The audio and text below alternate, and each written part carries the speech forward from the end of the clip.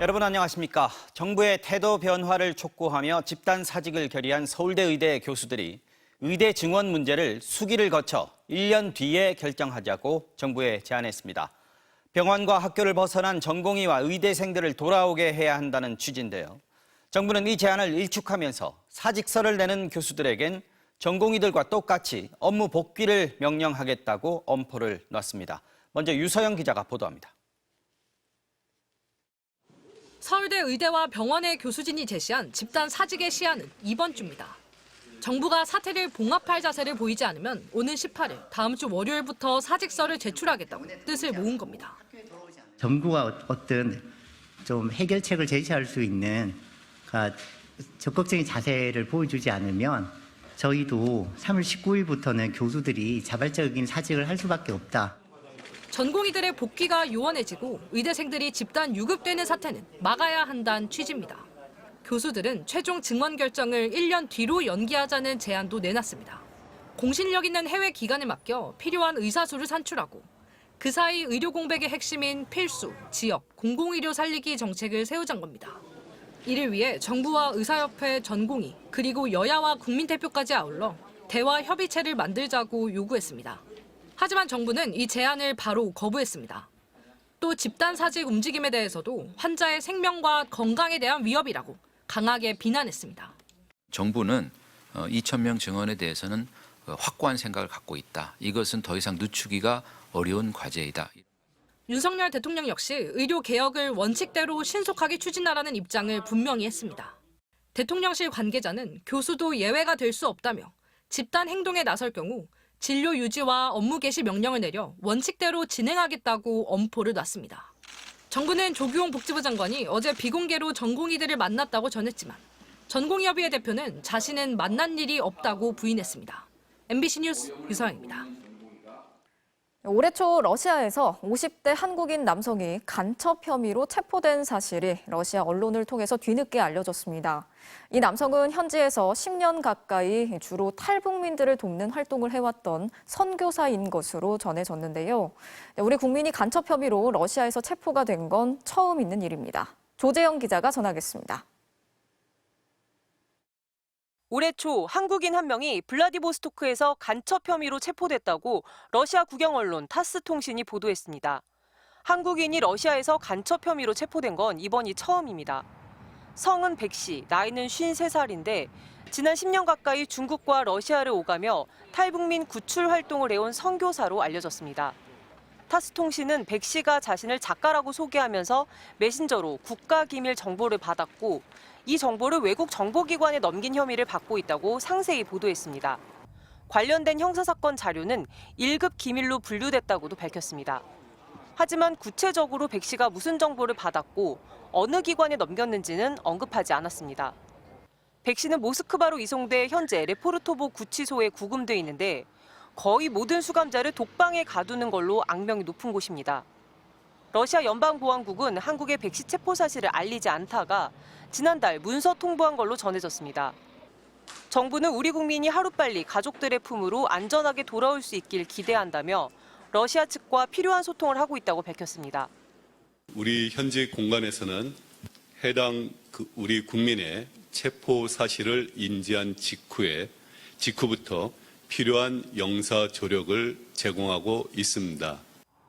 러시아에서 간첩 혐의로 유죄 판결을 받으면 10년에서 20년의 징역형을 받을 수 있습니다. 일각에선 이번 사안이 악화한 한러 관계, 밀착된 북러 관계를 반영한다고 분석했습니다. 러시아는 우크라이나 전쟁 이후 서방의 테러 제재에 동참한 한국을 비우호국으로 지정했습니다. 반면 북한은 러시아의 포탄과 미사일 등 전쟁용 무기를 꾸준히 제공하면서 노동자들을 대규모 파견할 정도로 최근 물밑 교류가 상당하다는 추측입니다. MBC 뉴스 조재영입니다. 46석이 걸린 비례대표 경쟁도 본격적으로 막이 올랐습니다. 범야권 비례연합정당에서는 유력했던 1번 후보가 과거 반미 활동 등 논란 끝에 후보 등록을 포기했는데요. 여당 측 비례정당은 500명에 가까운 비례대표 후보 면접을 시작했습니다. 신재웅 기자의 보도입니다. 범야권 비례연합정당인 더불어민주연합의 1번 후보로 유력시됐던 전지의 금융정의연대 운영위원. 과거 반미 행적 등 논란이 불거진 끝에 오늘 후보 등록을 포기했습니다. 전 의원은 낡은 색깔론을 꺼내들고 청년의 도전을 왜곡하는 국민의힘에 분노하지만 윤석열 정권 심판을 바라는 국민께 우려를 끼치고 싶지 않다고 했습니다. 더불어민주연합의 4명의 시민사회 후보를 추천하는 연합정치시민회의 측은 대응 방안을 고심 중입니다. 민주당은 전 의원 말고도 사드 반대 시위를 주도한 농민단체 출신 인사 등 다른 후보 3명에 대해서도 재검토가 필요하다는 입장을 전달한 걸로 알려졌습니다. 시민사회가 추가로 추천할 것인지 아니면 다른 판단을 할 것인지는 결정해달라고 요청한 상태입니다. 민주당 몫으로 공개된 후보 20명 중에는 백승하 전 강원 교사노조 위원장과 위성락 전 주 러시아 대사 등이 선순위에, 개그맨 서승만 씨 등은 후순위에 배치됐습니다. 서희초 교사 사망 사건 때 적극적으로 활동하셨던 전국 교사노조에서 추천하신 분입니다. 국민의힘의 비례위성정당인 국민의 미래는 호남 출신 5명 이상을 당선권에 배치하기로 하고 후보자 497명의 면접을 시작했습니다. 첫 번째 기준은 도덕성입니다. 아무리 뛰어난 능력이 있더라도 국민이 공감하는 도덕성 기준에 부합하지 않으면 과감히 배제하겠습니다. 인사청문회 과정에서 물의를 빚었던 김행 전 여성가족부 장관 후보자와 과거 노조 탄압으로 유죄가 확정된 뒤 최근 특별 사면된 김장겸 전 MBC 사장 등이 신청했습니다. 또 경기도청 법인카드 유용 의혹을 고발한 전 7급 공무원 조명현 씨와 안상훈 전 사회수석과 천효정 전 부대변인 등 대통령실 출신 인사들을 비롯해 인요한 전 혁신위원장과 올림픽 사격 금메달리스트 진종호 대한체육회 이사 등도 도전장을 냈습니다. MBC 뉴스 신재용입니다. MBC는 다음 달 총선을 앞두고 격전지로 꼽는 지역구들에 대한 여론조사 결과를 차례로 전해드릴 예정인데요. 오늘은 첫 순서로 관심 지역 3곳의 표심을 소개합니다. 한강벨트 핵심 지역인 서울 동작을 지역구와 양당의 중량급 후보가 맞붙는 성남 분당갑, 그리고 낙동강 벨트의 대표 격전지 경남 양산을 지역의 여론을 알아봤는데요. 윤수한, 김정우 두 기자가 이어서 전해드리겠습니다. 이른바 한강벨트의 관심 지역인 서울 동작을 지난 18대 총선 이래 내리 3번의 보수계열 정당이 승리했지만 지난 총선 민주당이 의석을 가져간 곳입니다. 국민의힘은 일찌감치 4선 의원인 나경원 전 원내대표를 낙점했습니다. 지난 4년간 멈춰버린 동작은 저에게 늘 무거운 숙제였습니다. 이제 동작을 다시 뛰게 하겠습니다, 여러분. 이 지역 재선 출신의 강력 후보에 맞서는 대항 마찾기에 민주당은 시간을 들였습니다. 윤석열 정부의 경찰국 신설에 맞서 총경회의를 주도한 유삼영 전 총경이 전략 공천됐습니다. 국정운영 심판을 부각시키고 있는 민주당은 지도부가 직접 유 전 총경 지원에 나섰습니다. 정권을 견제해야 되는 국회의원으로서 권력에 굴하지 않고 사직을 한 제가 적임자라고 생각을 하기 때문에 동작에 국회에는 출마했고 동작에 출마한 것입니다. 정치 신인 대 중진, 경찰 출신 대 판사 출신의 맞대결입니다. 이번 총선에서 나경원 후보를 지지한다는 응답은 50%로 37%를 기록한 유삼영 후보를 13%포인트 앞섰습니다. 개혁신당 한승민 후보는 3%였습니다. 반드시 투표할 것이라고 밝힌 적극적 투표층을 기준으로 하면 나 후보의 지지율이 51%, 류 후보가 42%로 격차는 줄었지만 여전히 나 후보가 우세했습니다. 경기 성남 분당갑에선 중량감 있는 여야 중진 정치인의 맞대결이 펼쳐집니다. 도전자는 노무현 전 대통령의 오른팔로 청와대 국정상황실장을 지낸 민주당 이광재 후보입니다. 정말 열심히 해서 꼭 보답하도록 하겠습니다. 제가 청와대도 근무를 했었고 이 지역 현역 의원이자 3차례 대선 출마 기록을 가지고 있는 국민의힘 안철수 후보가 기다리고 있습니다. 다시 한 번 더 이제 우리 판교 테크노밸리가 부흥할 수 있지 않을까. 후보 지지도는 안철수 후보가 47%, 이광재 후보 39%로 오차 범위 안에 있었습니다. 개혁신당의 류호정 후보는 3%였습니다. 적극적 투표층에서는 안 후보의 지지율은 47%로 그대로였지만 이 후보 지지율이 46%로 초접전 양상으로 격차가 좁혀졌습니다. 비례대표 후보는 어느 당에 표를 줄 것인지도 물었습니다.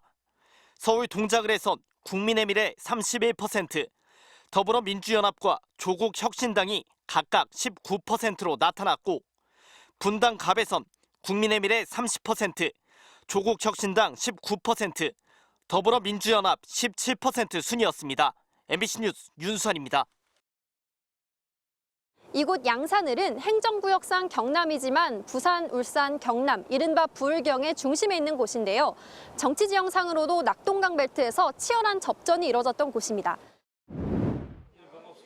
이 지역 현역은 더불어민주당 김두관 의원입니다. 국민의힘은 영남권 험지로 여기는 이곳에 3선의 김태호 의원을 지역구를 바꿔 투입했습니다. 민주당 김두관 의원을 꺾기 위한 여당 중진 현역 의원의 전략적 재배치입니다. 두 후보 모두 경남지사 출신으로 지역을 대표하는 정치인이자 전국적 인지도 역시 높습니다. 2006년 지방선거 때는 김태호 후보가 압승을 거뒀습니다. 이번엔 18년 만의 재대결입니다. 더 밀어 더 드리고는 싶지. 공약은 좀 할 시간은 좀 필요한 것 같아요. 뭐든지 아직 너무 짧은 기간에 다 추진하기는 조금. 변화가 필요하죠. 병원 문제도 그렇고 여기 지금 심각한 문제들이 많기 때문에 변화가 필요하다 생각합니다. 현 정부 심판에 대한 민심을 흡수하겠다는 후보와 지역 발전이 정체된 데 대한 책임을 묻겠다는 후보의 각오가 맞서고 있습니다. 22대 총선 싸움은 김태호 후보와 제가 싸우는 게 아니고 윤석열 정부의 이념 국정 전반에 대한 심판의 성격으로 이번 선거에 임하고 있습니다. 야당의 8년의 시간에 과연 뭘 했을까 시민들이 의문을 갖는 것 같아요. 실질적 추진력이 누군가 아마 시민들이 판단할 걸로 보고. 다음 달 선거에서는 더불어민주당 김두관 후보를 찍겠다 43%, 국민의힘 김태호 후보에 투표하겠다가 43%로 똑같게 나타났습니다.